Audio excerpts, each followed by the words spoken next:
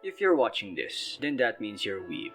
So, this week marks the completion of the 3-episode rule used by most people when gauging what to watch. I rarely used it myself, and without wasting more time, let's start discussing anime. This episode kinda bored me a bit, but before that, a good point goes first. The setup for Mari as the missing princess already began back in episode 2, and in this episode it escalated rather nicely.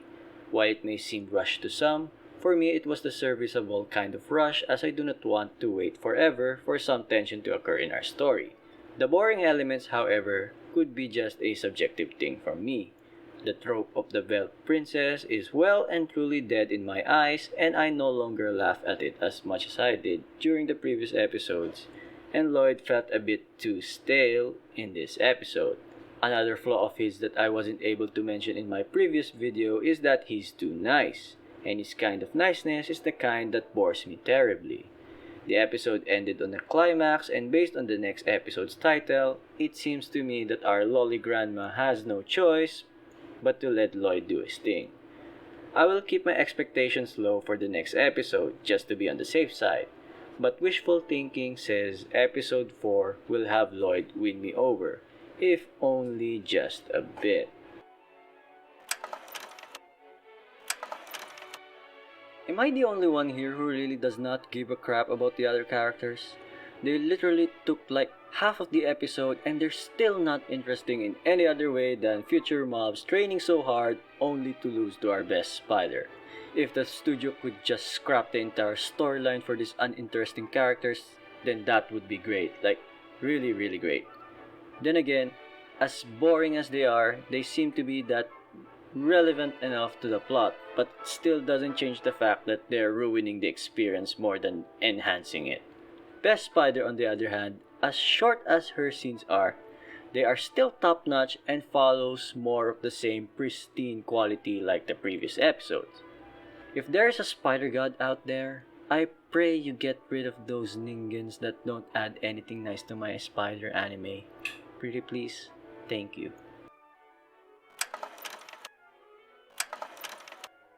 I think I get the point now. A bit of dialogue before they get in. They go in, but not without some creepy shenanigans to screw their entry. They do some more dialogue before reaching today's destination. We get our weekly alien to defeat, they escape, and all is well with small glimpses of Yuri development. Honestly, at this point, it's the creepy shit that keeps the show interesting for me. Our main couple hasn't done anything to advance the plot yet, but I'm still hopeful that they'll do real soon. I do remember mentioning that they got the pacing much better last episode, but this one in particular felt way too slow for me. 3 episodes in, it seems to me that Otherside Picnic hasn't settled for a consistent pace to tell the story. Concerning? Yes. Worth dropping because of it? I think that would be unfair. Also, I am still digging the concept. It's just that I think this episode was the weakest compared to the first 2. And that's all I'm going to say for now.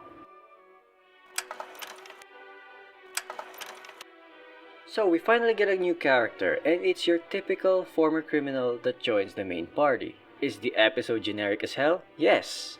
But is it done well and not nauseatingly too generic? Also yes. Something that I would like to point out that while this may seem like the typical investigate and slay quest, the important takeaway here is the inclusion of the Orthodox Church. Meaning to say, our main party is now involved in the larger narrative as it's now inevitable that they'll butt heads with the church, who so far has been painted as a very shady organization, which isn't surprising as most religious organizations in humanity's history has had their fair share of dumb fuckery. Going forward, it is now safe to expect that our generic fantasy adventure story is about to head towards its first important arc, and I can't wait to see how it unfolds. This episode introduces the last kid of our Kemono gang, and she's quite the dense fox girl, who'll most likely be on the receiving end of this show's comedy going forward. From the get-go, I never liked that Inari bitch. She felt too much of an imposter, and her way of talking plus the talking animation that comes with it annoyed the hell out of me. If that was the studio's intent when portraying her, then they get passing marks. The battle that ensued between our four kids is another treat of the studio's capability to animate fights, and let's hope that we even get more action-packed fights as the story goes on. With the arrival of what looks like to be their next client at the end of the episode, fingers crossed that the next episode will finally showcase Akari's fighting capabilities, and hopefully we get to see them perform like a squad for the very first time, as so far, Kabane is still hard carrying this team.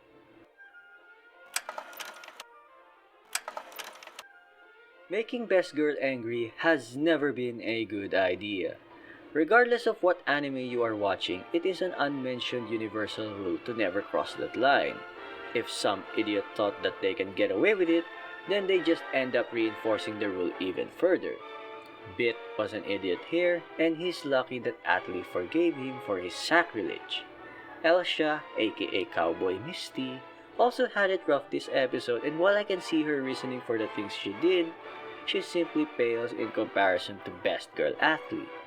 If you ask me, the villagers losing their shit tier village but getting a motherfucking dreadnought in return is an absolute win.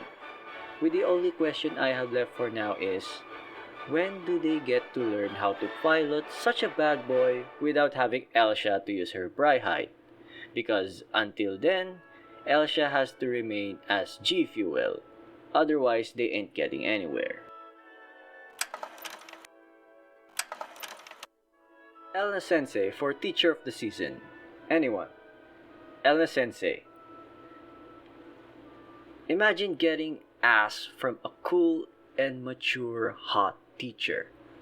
You can't. Nor can't too. Because he's too busy experiencing it while the rest can only watch in crippling depression. With the main event fully discussed, do I even need to say more? At this point, I feel like Emma simply exists only to pleasure our Chad boy Noir, and I'm not complaining. They even have their morning greetings shown on screen. Imagine if they also had evening greetings that we just don't know about yet. Like, oh boy, this Noir Starja guy seems to have the potential to star in an H anime. We'll just have to wait for him to realize that. Also, why is there a distinct lack of Olivia in this episode? And why is the animation so shit in this episode compared to the first two episodes? Anyone who knows the answer to this? No? Well, fuck.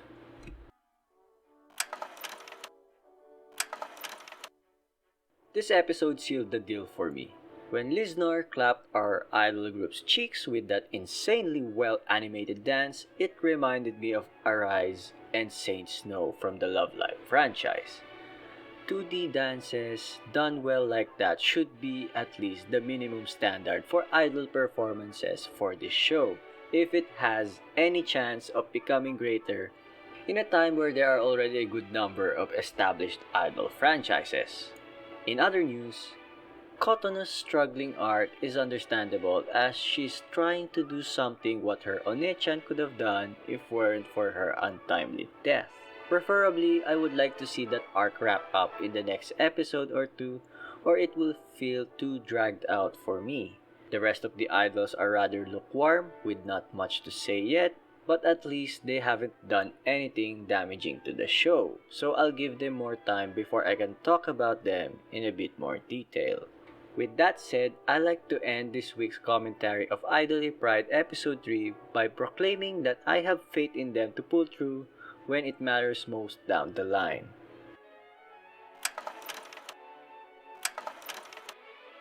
I did not expect that opening scene at all.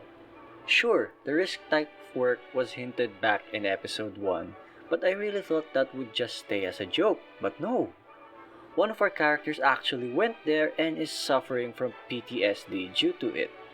This revelation really blew the show out of the water. Add the fact that it was Izumi that made Irie stop that risky field of work, and episode 2's drama now makes sense. At this point, the storytelling so far has stepped up its game, and I will now respectfully take this show more seriously. The animation had a few bad drawings, but not too much to disrupt the storytelling. And for me, the weakest portion of this anime is now the idol performances. It's still too basic and hasn't been the highlight even once ever since watching this series, which is rather disappointing since this is obviously marketed as an idol anime.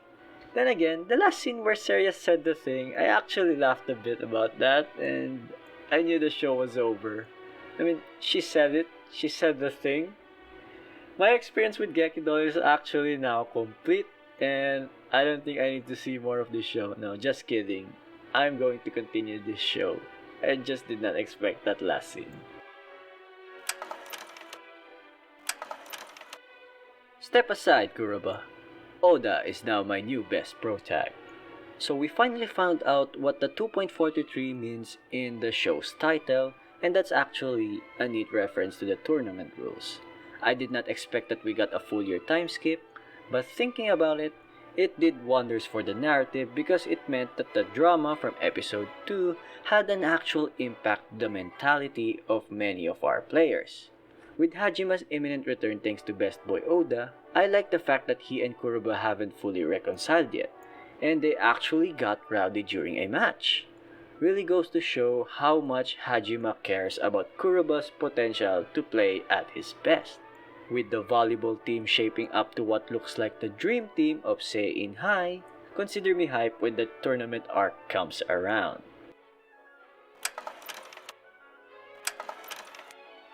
This episode gave us more scenes to further contextualize how disgustingly horrible Keiaru's previous life was. And you know what?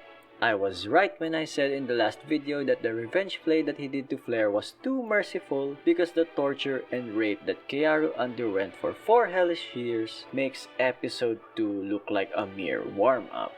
Heck, probably just a stretch. With his town hopping, I can definitely see why he's compared to the shield hero who, aside from the green themed outfit, also has slight tendencies in business, and then you have the slave buying.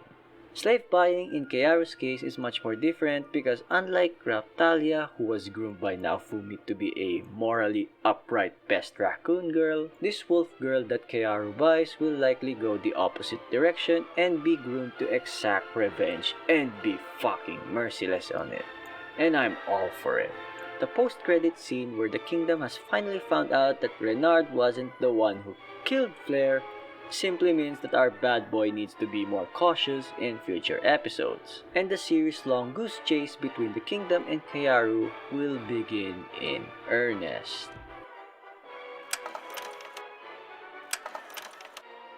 So it just dawned on me that there won't be a Mimimi Tama-chan arc for our boy Tomozaki, and that episode 2 was more or less just an extended tutorial on the different types of people. Instead, we got a side quest involving Izumi, and his first girl to date in this quote-unquote dating game is Kikuchi Fuka. Also, is it just me or it's universal for our souls to get hurt when watching Tomozaki's few attempts to talk to Izumi? It was difficult as hell, and like our boy, I also thought to myself that if I was in his situation, I would also be disappointed with how it went. Then we got a training stills montage where he slowly improves his conversations with Izumi, which I think captures the essence of the show. A literal slow grind to improving your social self. His conversation with Kikuchi that followed got me mixed emotions. It felt like Tomozaki is winning, but we also know that he literally just made a misunderstanding with her. I don't blame him for feeling on edge with what he did. Being insincere is, after all, a slow and insidious killer. And for some reason, Hinami isn't aware of that fact, and it might bite her someday. So that's about it for our socializing and dating tutorial, the anime, episode 3.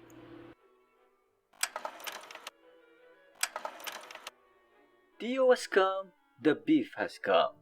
This episode quite literally delivered the goodies and all scenes are in mint condition. The beef between Mia and Langa went down as I would have expected, stellar and perfect. As for Mia's background, I understand the kid. The reality that as you get better at something, people around you who can't keep up or just simply support you begin to disappear. And as someone who has experienced this too, his background story was a big mood for me. So to see him get comforted by Reki and Langa was really nice, and our duo will most likely now be a trio, and I'm all in for it. Adam, on the other hand, has definitely made quite an entrance, as expected of his position. And can I ask you guys a question, if I may? Am I the only one here who can't stop seeing Dio here, or you guys are also experiencing the same?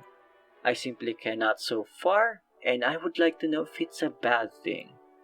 Dio aside, I would like to give a shout out to Utsumi Hiroko for being a god-tier director who simply can't stop impressing her fans. If anything, the quality she brings to the industry deserves praise and nothing less than that.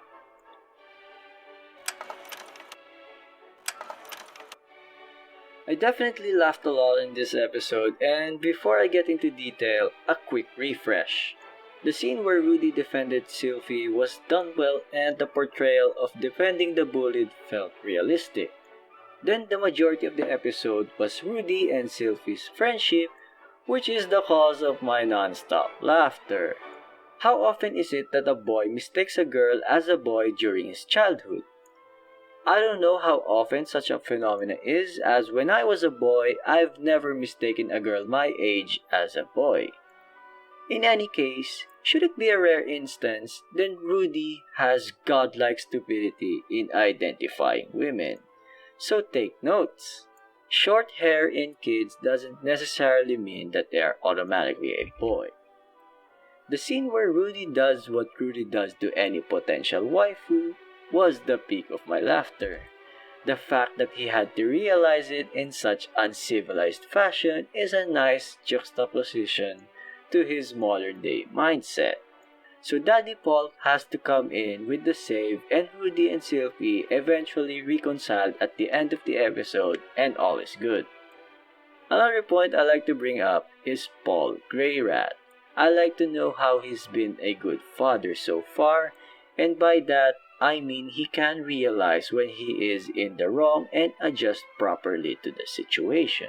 Most fathers never own up to their mistakes, so seeing him regret whatever poor argument he had with Rudy definitely puts him in a better light.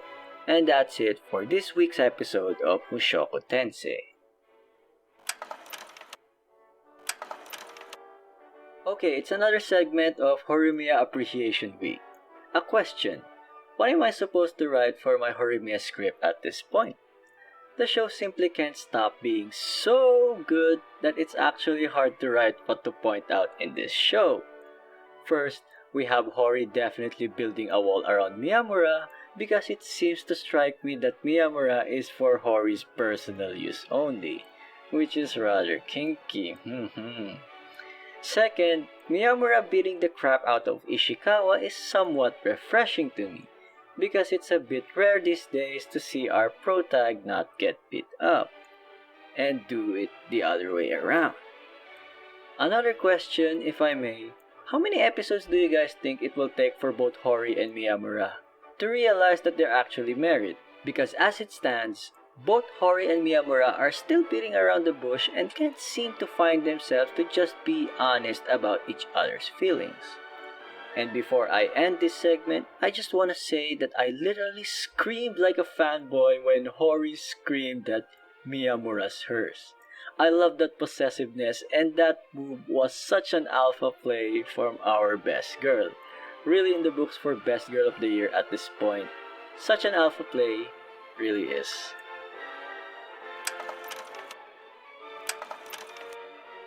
Third best girl Rika's finally arrived, and she definitely brings in a scummy attitude to the table.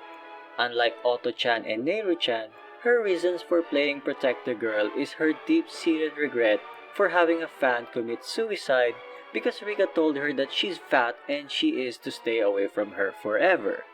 Rika simply wanted her to stop shoplifting because that's a bad way of obtaining funds just to donate it to an idol. But Rika's execution of it is a dick move in my opinion. With a few flashbacks regarding Koito-chan, I'm getting the impression that Koito-chan got sexually harassed repeatedly by that school counselor and that same dude is coming for Otto-chan next, which would explain why he's always in Otto-chan's house. If I'm going to guess why Koito-chan never told Otto-chan about it, it's most likely to protect Otto-chan from getting involved with such a dangerous man. Another impression that I'm getting is that maybe the school counselor is actually decent and Otto-chan actually had a bigger role in Koito's suicide, but she just can't seem to wrap her head around that idea. Then again, that's prediction territory, and as of our anime's current situation, we were left with a cliffhanger with Rika turning into stone. As to whether that's permanent or not, I can't say, but I think it's only temporary as that would be too early to write off a main character. Unless they actually go that route, then color me surprised. So that's it for the third week. I hope you guys have enjoyed the video and leave a comment down below if you have something to share or if you have any questions to ask. I hope you guys have a good time wherever you are, stay safe, and see you guys next time.